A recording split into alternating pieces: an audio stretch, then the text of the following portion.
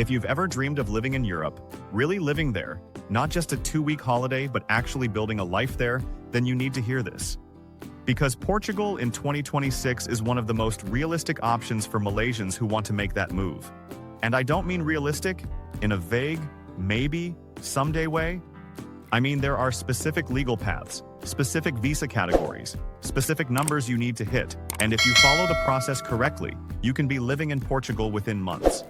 But here's what most people get wrong. They think moving to Europe means waiting years, spending thousands on lawyers, and hoping for the best. That's not the full picture. Portugal has actually made it easier for people like us, Malaysians with remote income, business owners, retirees, and freelancers, to come in legally and stay long-term. Everything you're about to hear is accurate as of 2026. The visa categories are real. The numbers are current. And at the end, I'll walk you through a step-by-step checklist so you know exactly where to start. Let's begin. First, the most important thing you need to understand. As a Malaysian passport holder, you can enter Portugal visa-free for up to 90 days. That's your short stay window. You can explore Lisbon, Porto, the Algarve, test out different cities, understand the cost of living, but that 90 days does not allow you to work or establish residency. It's a scouting trip, not a life move. If you want to stay longer than 90 days, you need a national D-type visa. That's where the real journey begins. The main routes in. Portugal offers several D-type visas for non-EU citizens. Here are the ones most relevant for Malaysians. The D7 visa passive income, or retirement.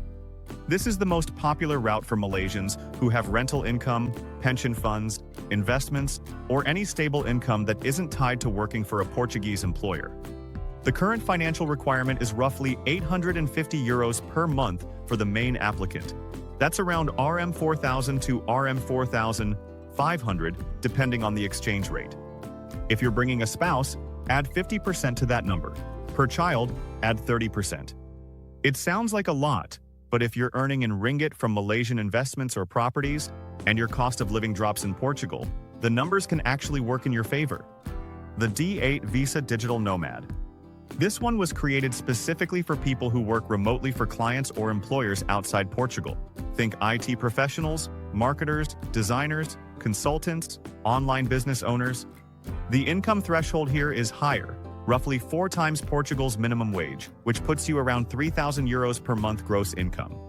You'll also need to show a bank balance of around €9,800 as a buffer.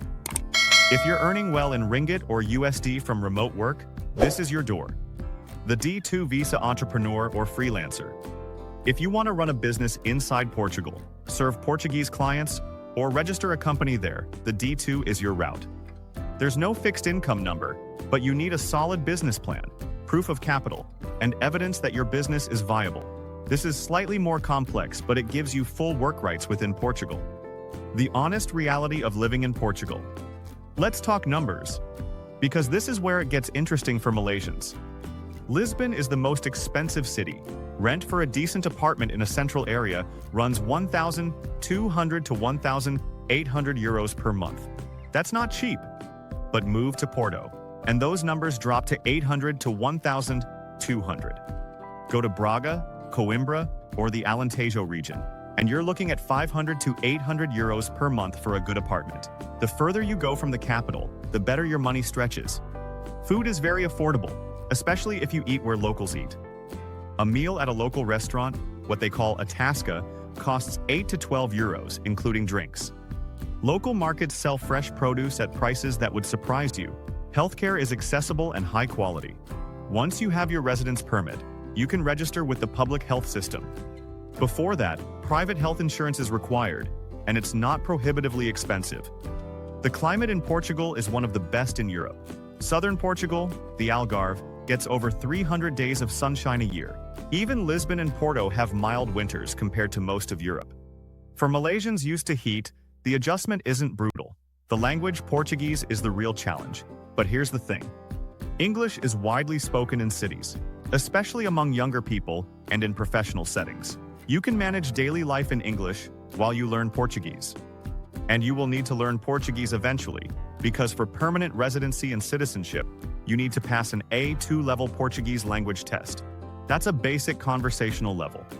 With a year or two of consistent effort, most people reach it comfortably. The long-term path: residency, permanent residency, and citizenship. Here's what makes Portugal genuinely attractive. Not just as a place to live, but as a long-term strategy. Once you arrive on your D visa, you apply for a residence permit through AMA, which is the immigration authority that replaced the old SEF. Your first residence card is valid for 2 years. You renew it. You maintain your physical presence in Portugal. At least 6 months per year, either consecutively or 8 months total across the year. You do this for 5 years. After 5 years of legal residence, you qualify for permanent residency. Permanent residency means you only need to visit Portugal once every 2 years to keep your status. And, if you want to go further, after those same 5 years, you can apply for Portuguese citizenship. Portuguese citizenship means an EU passport.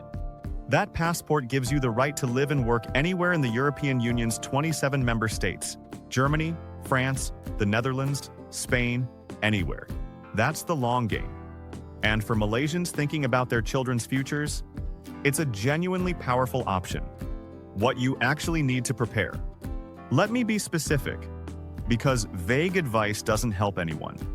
You need a valid Malaysian passport with at least 6 months validity beyond your visa expiry date and at least 2 blank pages. You need a cover letter explaining your purpose clearly and honestly. You need proof of funds, which means bank statements, pay slips, rental income records, or investment statements depending on your visa route.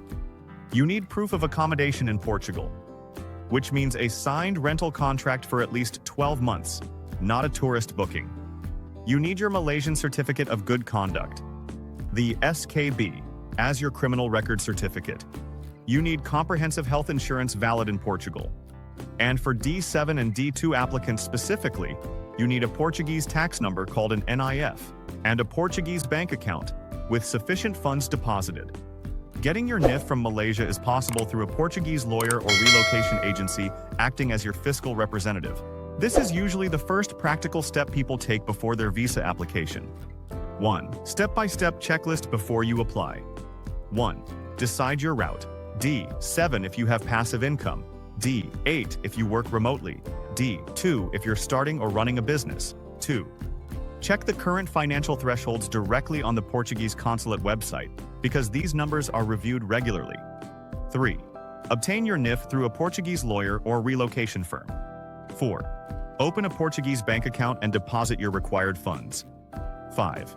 Secure a 1-2 month rental lease or equivalent proof of accommodation in Portugal. 6. Gather your Malaysian SKB. Translate and legalize documents where required. 7. Compile your income proof, cover letter, health insurance, and completed visa application form. 8. Book your appointment at the Portuguese consulate with jurisdiction over Malaysia. 9. After visa approval, fly to Portugal and attend your AMA appointment for your residence card. 10. Maintain your required physical presence, renew your permits, and after 5 years, apply for permanent residency or citizenship. The bigger picture. Portugal isn't just a country, it's a gateway. A stable, safe, democratic European country with a good quality of life, a growing expat community, and a legal immigration system that, while not simple, is navigable if you understand the steps.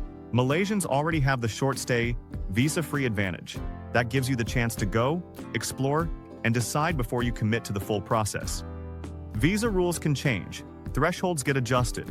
What I've shared today is accurate as of 2026, but always verify with the official Portuguese consulate website before you apply.